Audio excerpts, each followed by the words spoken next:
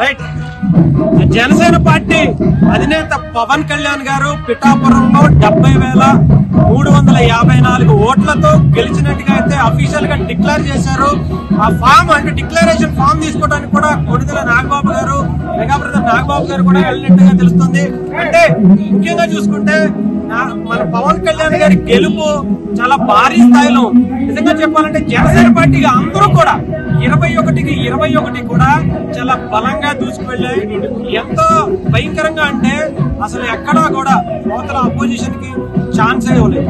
అంటే అసలు జనసేన పార్టీ కొన్ని స్థానాలు గెలవకపోవచ్చు అని అనుకున్నారు, కానీ ఇప్పుడు వారు వన్ సైడ్ చేసేసాయి.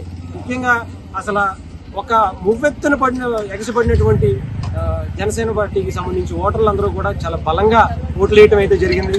ముఖ్యంగా పవన్ కళ్యాణ్ గారికి ఒక అద్భుతమైనటువంటి తీర్పు పిఠాపురం ప్రజలు ఇచ్చారు. ఆయన చాలా ఆశలు పెట్టుకున్నారు. ఈసారి 2 చోట్ల పోటీ చేయకుండా ఒక చోటే పోటీ చేయటం నిజంగా, ఎందుకంటే జనసేన పార్టీ అంటే 14 చాలా మంది అనుకుంటారు అంటే ఒక చోట కాకపోయినా ఇంకో చోట 2 చోట్ల పోటీ చేస్తే ఏదో ఒక దాంట్లో గెలిచే అవకాశం ఉంటుందని. కాకపోతే పవన్ కళ్యాణ్ గారు ఎందుకు తీసుకున్నారా అని అప్పుడైతే చాలా మంది అనుకున్నారు, కానీ ఇప్పుడు చాలా మంది తెలుసు. కానీ ఒక 70,000 మెజారిటీ అంటే ఆషామాషి విషయం కాదు. నిజంగా చెప్పాలంటే కొంతమంది చాలా విధాలుగా చూసారు కదా, కూడా ఆల్రెడీ పవన్ కళ్యాణ్ గారి ఇంటి ముందు స్టార్ట్ అయిపోయాయి. భారీ ఎత్తున ప్రజలందరూ కూడా 144 సెక్షన్ ఉందని కూడా చెప్పినా కూడా రావద్దు అని, ఇంటి నుంచి రావద్దు అని చెప్పినా కూడా ఎవ్వరు వింటలేదండి. ఎందుకంటే పవన్ కళ్యాణ్ గారి అభిమానులు అంటే ఆ మాత్రం ఉండాలి కదా, ఆ మాత్రం ఉండడానికి చూపిస్తున్నారు. నిజంగా అసలు ఇంటి దగ్గర కానీ రోడ్డు మీద కానీ అసలు పిఠాపురంలో నిజంగా కాకినాడ ప్రాంతాల్లో అసలు ఓ రేంజ్ లో అసలు ఆటోలు ఎక్కి వెళ్ళిపోతున్నాడు ఆయన.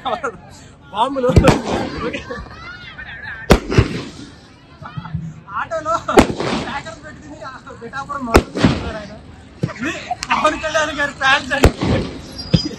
ఇది అంటే అసలు ఏ రేంజ్ లో పవన్ కళ్యాణ్ గారి గెలుపుని ప్రజలు చూసారండి. 10 ఏళ్ల పాటు ఆయన పడ్డ కష్టానికి ఇంత ఈ రిజల్ట్ నిజంగా చాలా మంది చాలా బాగా సెలబ్రేట్ చేసుకునేందుకు ఒక నిజాయితీ పరుడికి దక్కిన గౌరవంగా చూసుకోవచ్చు.